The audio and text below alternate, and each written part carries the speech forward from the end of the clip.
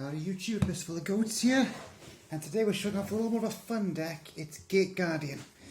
Honestly, I was so excited when these new cards came out. I've loved the art of these cards for ages, and I've had the deck finally playable. I went 1-3 unfortunately because, well, I'll explain why in a bit, but this deck was still pretty good against all those games. There's no point where I was like fully overwhelmed.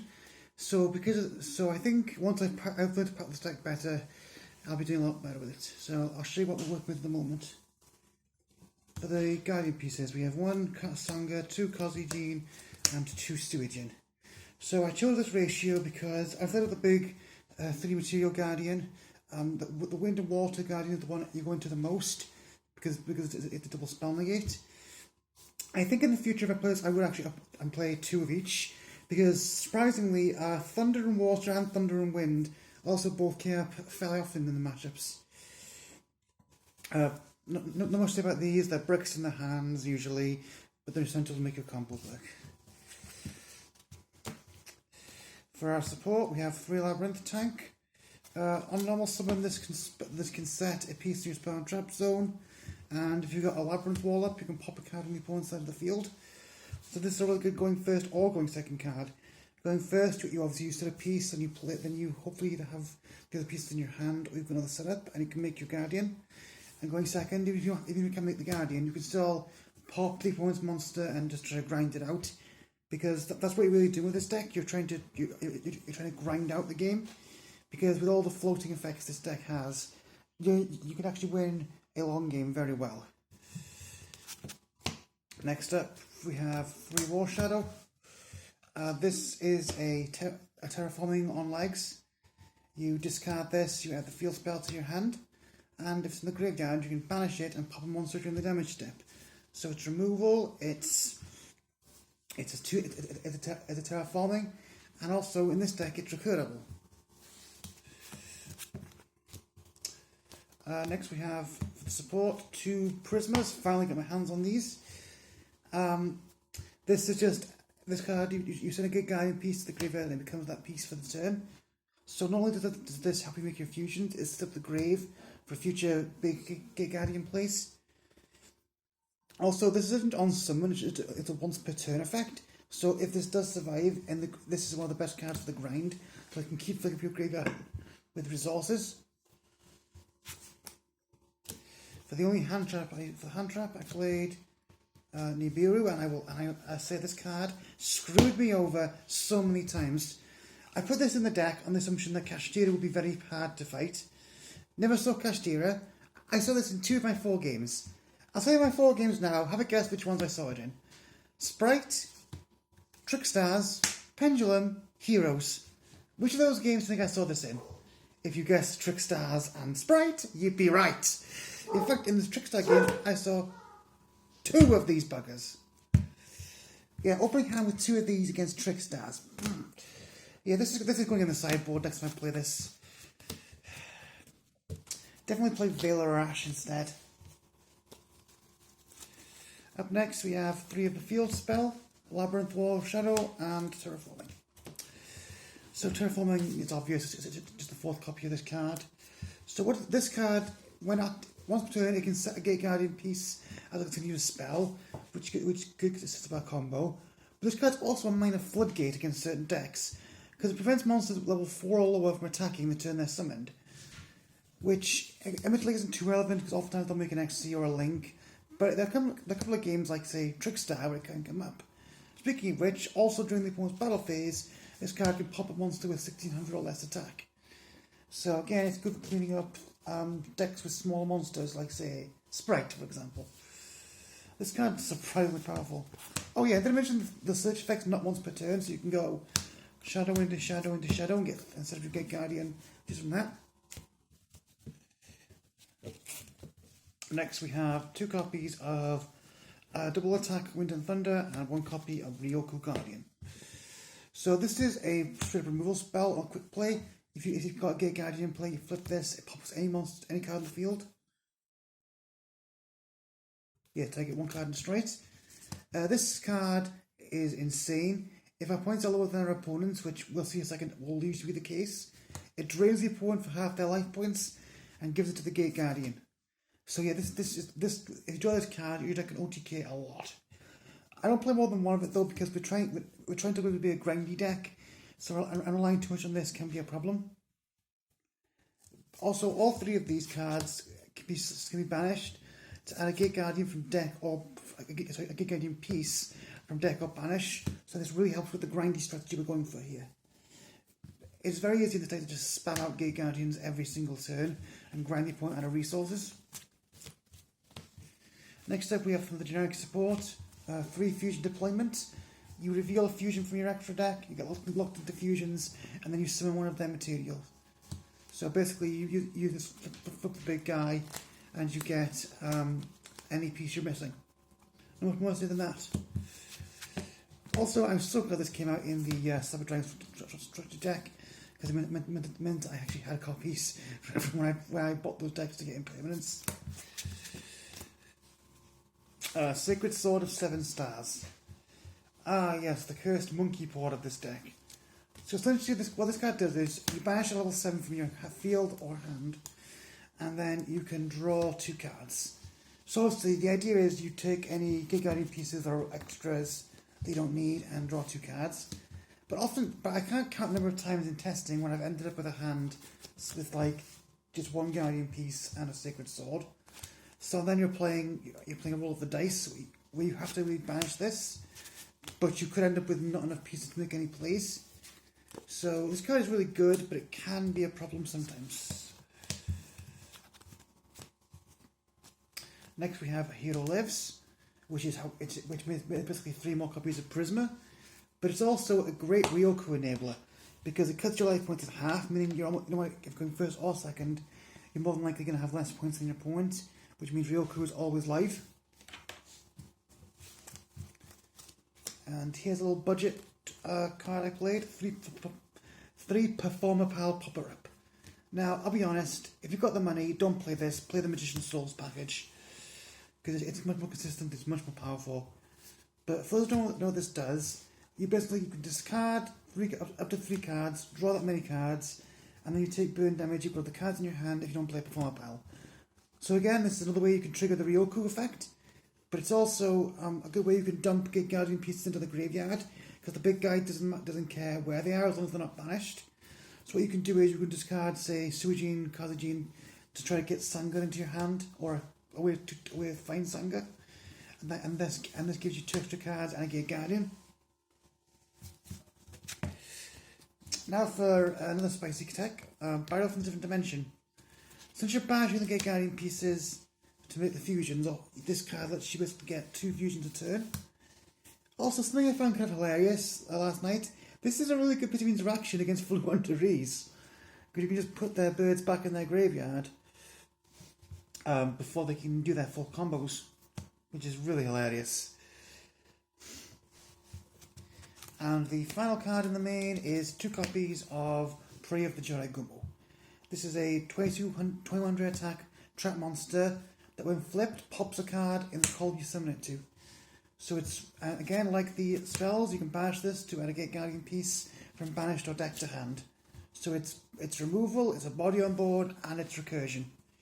This card is one of the best cards in the deck. By the way, I actually want 3 copies of this card. The third one's actually in my Eldritch deck, because it's surprisingly fun in that deck. So that's the main deck. Let's get on to the extra. Starting things off, we have 3 of the big Gate Guardian combined. Not only is this card massive, but 3 times per turn, this card cannot be this card can negate targeting effects and destroy the card targeted. But what makes the card really powerful is that when it's destroyed, it can float into any level 11 or lower Gate Guardian card from the deck or extra deck. Although I honestly wish the extra deck thing was the only part of this card. Because it can summon the original Gate Guardian from deck, this makes this card ashable. No one's going to summon the original Gate Guardian, Konami. This card would have been much better if you left that part out. Anyway, this card is the boss of our deck, it's the lifeblood. Gotta run 3. Next we have 2 copies of Wind and Thunder. So this card, it's one of our bigger 2 Material Guardians with 1200 attack, And once per turn, it can search us any card that lists one of the Guardian pieces in its name. So this card gives us access to Jerigumo, gives us access to Ryoku, Utak, and the Labyrinth. So that's a pretty wide pool of cards it can search for us. And like all the Gate Guardian smaller pieces, it floats into one of the original pieces when it's destroyed. So you can keep recycling your Suijins, Kazujins, and Sangas to keep making more plays. Next we have 2 copies of Water and Thunder. This card is 2550, so actually I got that wrong, this is actually the biggest one. And this card is what we play when we need to beat over something, because twice per turn it can reduce monsters' points to 0 as a quick effect. So this means this card gives us an easy way to win in battle, and it also gives us a way to beat over massive things like, say, Superconductor Tyranno, for example, or again, my locals play with a lot of Blue Eyes, so I can get over the big Blue Eyes monsters. It can get over some of the Kashtira monsters if you can make it. And again, like all of them, it floats into one of its 2 materials, so you can get a Sanga or a Kozuji or a Suijin back with this. And finally, for the 2 material ones, we have the Wind and Water. This is by far the best of the 3 Guardian pieces because twice per turn it's a spell and trap negate. I mean, what more easier than that? You can shut down so many decks with just this card alone. And again, you can float into Kazujin or Suijin on its destruction. So that's what I'll say about that. So most of the time in this deck you are making one of these 2. But the other 2 are surprised. But don't underestimate how good the other 2 are, because searching for cards and reducing attack points to 0 can come up a lot in this game. So instead of that, I just put a bunch of good stuff links for the rest of the materials. These 2 came up occasionally. These 3 did come up occasionally. I think in the future I'd put in some rank 7s instead of these. My thinking was that with this and the Big Gate Guardian in play, this would be very hard to remove because it would be tied to be destroyed, and the Guardian can stop that 3 times. But I never got enough materials to get this out. Same thing with these other 2 rank 4s. So yeah, I think in the future what I would do is I might keep this in just in case, but I'd cut these 3 and play Big Eye, a Draco Sack, and I don't know, maybe a Cherubini to get off the Draco Sack tokens and dump a piece of the Gate Guardian, or maybe a second Big Eye or something like that. Well, that's the extra deck. Let's move on to the side. I'm going to speak to this because most of you've seen before. Triple Evenly, which was way better than Nibiru today, because this doesn't rely on how many monsters your opponent has in the field. And one thing about this is, because we're only making 1 boss and sitting on it, even if I got monsters in the field, this can still wipe a lot of the opponent's board, because they'll often have much more cards than we will on the field. 3-dimensional barrier. This guy was frustrating as hell, because the one game this would have been great against, which is Heroes, I couldn't really sideboard this, because it shuts down my own fusion effects as well. And if you find a way to out my Gate Guardian, this card would basically end the game for me, because without the recursion, the deck finds it really hard to make a comeback. So yeah, not the best meta for this card in this deck, I don't think. Harpies, back row removal, nothing more to say there. Next we have the Lava Golems, because like I said, Kashtira is a thing in my meta. Also, Gate Guardian can run over this very easily, where it can't always run over a Nibiru token, depending on what we out with it. So this is a good thing to decide the Nibiru out for. Double Droplet, I play a third if I had one. Again, you can discard your Gate Guardian pieces to the graveyard to help the big guy and negate damaging monsters. And finally, 3 Veiler to hit decks that rely on the starter. Like, hit this on Candina, it ups Trickstar, you hit this on blue, it can make Sprite's board harder to make, because they've got to use their gigantic Sprite often to get the combo piece that they miss because of this. And that's the Gate Guardian deck. Again, this deck isn't going to be winning any worlds or anything, but it was a lot of fun to play. It's also a little bit like Generator in that regard. And then it's a grindy deck full of big monsters that relates to its field spell. So let's just do a quick test hand, just to show you the ups and downs of this deck.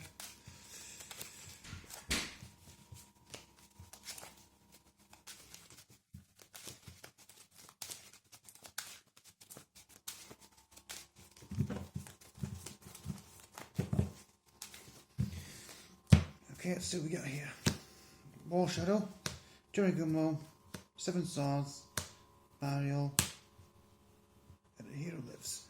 Okay, so this, I think the best thing we do is, we play a Hero Lives, we get Prisoner. Oh, for those who don't know, we play this deck as soon as the opponent doesn't get a hand back in these test hands. So from this point, because we're going to make a 2 Material Guardian, I think the best thing to do here is just to dump. So we've got two options here. You can dump Sewage in, or you can dump Sanga here. See, it depends if you want to make Wind and Water or Wind and Thunder. From this standpoint, I think Wind and Water is better. So I'm going to dump this, I'm going to play the field spell to get Kazejin out of our deck.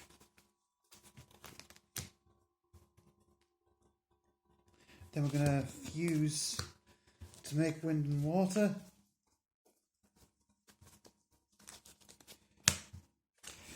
So then we can set Jericho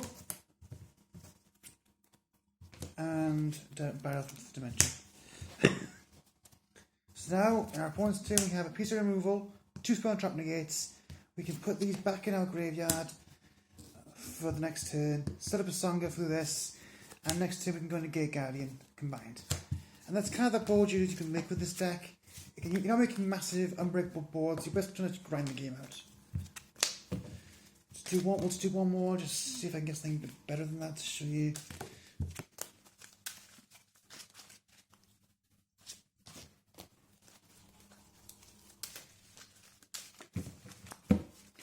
So we got Suijin, Metal Tank, Ryoku, Jericho, and another Jericho. Well, I'm glad I've got this hand. It shows you what the deck does in the event of bricks. In the event with bricks, we're just hoping for luck here. So we're going to set up the Sanga in the spell trap zone here, because it's the one we only play one of. Set the 2 Jerichos and pray for mercy here. If we do survive though, this is not too bad, because then we can just draw the turn. Perfect, we deploy out whatever piece of the puzzle we're missing. In this case, Kazejin. We've got a big Gate Guardian, and we'll play the live Ryoku from this point. So that was Gate Guardian. Again, this ain't going to win a YCS or anything, but it was a fun deck to play today. I'm looking forward to refining it in the future. Thanks for watching, guys, and the next scripted video should be out this week sometime. Have a good one.